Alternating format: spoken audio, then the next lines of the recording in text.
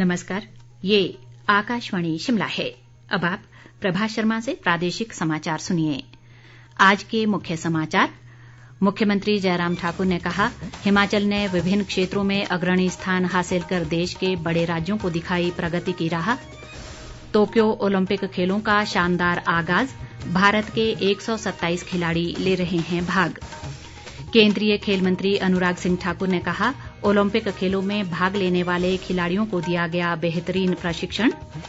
और कांग्रेस ने कथित पेगासस मामले के विरोध में शिमला में निकाला जुलूस, भाजपा ने कांग्रेस के आरोपों को बताया निराधार।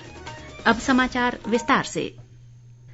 मुख्यमंत्री जयराम ठाकुर ने कहा है कि हिमाचल जैसे छोटे राज्य ने विभिन्न क्षेत्रों में अग्रणी स्थान हासिल कर देश के बड़े राज्यों को प्रगति की राह दिखाई है। वे आज शिमला में एक राष्ट्रीय दैनिक समाचार पत्र द्वारा प्रकाशित coffee table book icons of Himachal के विमोचन करने के अवसर पर बोल रहे थे। उन्होंने कहा कि उद्योगपतियों का प्रदेश के विकास में उल्लेखनीय योगदान रहा है और सरकार ने भी प्रदेश में निवेश के लिए उद्योगपतियों के हित में कई कदम उठाए हैं। जयराम ठाकुर ने कहा कि राज्य सरकार 10,000 करोड़ रुपए की विकास परियोजनाओं के दूसरे ग्राउंड ब्रेकिंग समारोह की तैयारी कर रही है। मुख्यमंत्री ने कहा कि कोविड-19 महामारी के कारण प्रदेश में विकास कार्य प्रभावित हुए हैं, लेकिन राज्य सरकार विकास की गति निर्बाध बनाए रखने के लिए कृत संकल्प है। उन्होंने इस अवसर पर समाचार पत्र समूह द्वारा सम्मानित व्यक्तियों को शुभकामनाएं देते हुए कहा कि मातृभूमि के लिए इनका महत्वपूर्ण योगदान रहा है। शहरी विकास मंत्री सुरेश भारद्वाज भी इस अवसर पर मौजूद रहे। 32वें ओलंपिक खेलों का उद्घाटन आज जापान की राजधानी टोक्यो में पारंपरिक और औपचारिक रूप से किया गया। मुख्य समारोह टोक्यो में नवनिर्मित नेशनल स्टेडियम में हुआ। इस उद्घाटन समारोह का आयोजन कोविड महामारी के कारण सादगी के साथ किया गया। कोविड को ध्यान में रखते हुए समारोह में 950 लोग ही हिस्सा ले रहे हैं, जिनमें खिलाड़ियों और अधिकारियों के अलावा अन्य गणमान्य व्यक्ति शामिल हैं। कोविड महामारी के कारण ये समारोह और खेल स्पर्धाएं बिना दर्शकों के आयोजित की जाएंगी। इस बार ओलंपिक में 42 खेल स्थानों पर 33 खेल स्पर्धाएं आयोजित की जा रही हैं, जिसमें 206 देशों के 11,000 से अधिक खिलाड़ी भाग ले रहे हैं। भारत के 127 खिलाड़ी इस ओलंपिक में भाग ले रहे हैं, जिनमें 71 पुरुष और 56 महिलाएं शामिल हैं। केंद्रीय खेल मंत्री अनुराग सिंह ठाकुर ने कहा है कि आज से शुरू हुई टोक्यो ओलंपिक खेलों में 127 खिलाड़ियों का अब तक का सबसे बड़ा भारतीय दल हिस्सा ले रहा है और सरकार ने उन्हें पूरा समर्थन दिया है। टोक्यो ओलंपिक के उद्घाटन समारोह से पहले एथलीटों को उत्साहित करने के लिए नई दिल्ली में एक कार्यक्रम में भाग लेते हुए अनुराग ठाकुर ने कहा कि सभी भाग लेने वाले खिलाड़ियों को प्राथमिकता पर कोविड वैक्सीन का टीका लगाया गया था। उन्होंने कहा कि target Olympic podium scheme tops के अंतर्गत खिलाड़ियों को बेहतरीन प्रशिक्षण दिया गया है। अनुराग ठाकुर ने कहा कि प्रधानमंत्री नरेंद्र मोदी ने ओलंपिक खेलों में भाग लेने वाले कई खिलाड़ियों और उनके परिवारों को प्रोत्साहित करने के लिए उनसे बात की। सरकार की तरफ से माननीय मोदी जी के निर्देश पर किसी तरह की कोई कमी नहीं रखी गई। We have provided end to end support, fully vaccination to every athlete. और उसके साथ साथ देखा जाए जो टॉप स्कीम है, उसका सोच ही ये थी टारगेट ओलंपिक पोडियम स्कीम कि किस तरह से अपने एथलीट्स जो हैं उनको मौका दिया जाए बेस्ट कोचिंग का, बेस्ट एक्सपोजर का, और जब वो अंतर्राष्ट्रीय स्तर पर किसी भी चैंपियनशिप में पार्टिसिपेट करते हैं तो भारत के लिए मेडल जीत कर लाए। लेकिन सबसे बड़ी बात यह भी है कि मनोबल बढ़ाने के लिए माननीय प्रधानमंत्री मोदी जी ने स्वयं टोक्यो ओलंपिक्स पे रवाना होने से पहले बहुत सारे एथलीट से स्वयं बात की, उनके परिवार से बात की। ये किसी भी खिलाड़ी के लिए बहुत बड़ा पल है। पूरा देश 127 एथलीट्स के पीछे 130 करोड़ हिंदुस्तानियों की शुभकामनाएं साथ में भी है, लेकिन दबाव भी नहीं है। राज्यपाल राजेंद्र विश्वनाथ आर्लेकर ने आज नई दिल्ली में प्रधानमंत्री नरेंद्र मोदी से भेंट की। ये एक शिष्टाचार भेंट थी। इस बीच राज्यपाल ने आज उपराष्ट्रपति एम वेंकैया नायडू से भी एक शिष्टाचार भेंट की। स्वास्थ्य मंत्री राजीव सैजल ने कहा है कि कोरोना की तीसरी लहर को कोविड नियमों का पालन करके काफी हद तक कम किया जा सकता है। आज सोलन में पत्रकारों से बातचीत में उन्होंने सभी से कोविड रोधी वैक्सीन लगवाने का आग्रह किया। सैजल ने लोगों से 2 गज की दूरी व मास्क का प्रयोग कड़ाई से करने को कहा। सोलन जिले में अभी तक करीब 60% लोगों ने कोरोना वैक्सीन लगवा ली है और वैक्सीन केंद्रों में लोग इस जीवन रक्षक टीके को लगाने पहुंच रहे हैं। प्रदेश कांग्रेस ने कथित पेगासस जासूसी के विरोध में आज शिमला में राजभवन तक एक जुलूस मार्च किया।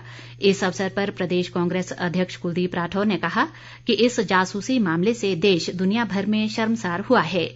उन्होंने कहा कि देश व प्रदेश आज गंभीर चुनौतियों से गुजर रहा है और भाजपा सरकार झूठ बोलकर देश को गुमराह करने का प्रयास कर रही है। राठौर ने केंद्र व प्रदेश सरकार पर बढ़ती महंगाई और बेरोजगारी पर काबू पाने में पूरी तरह विफल रहने का आरोप भी लगाया। दूसरी ओर प्रदेश भाजपा के मुख्य प्रवक्ता रणधीर शर्मा ने पेगासस जासूसी मामले पर कांग्रेस के आरोपों को निराधार और तथ्यहीन बताया है। शिमला से जारी एक बयान में उन्होंने कहा कि विपक्षी दल इस मामले को लेकर किसी भी प्रकार के तथ्य सामने नहीं ला पा रहे हैं। रणधीर शर्मा ने इसे एक अंतर्राष्ट्रीय साजिश करार दिया और कहा कि भाजपा इस घटिया राजनीति की कड़ी निंदा करती है।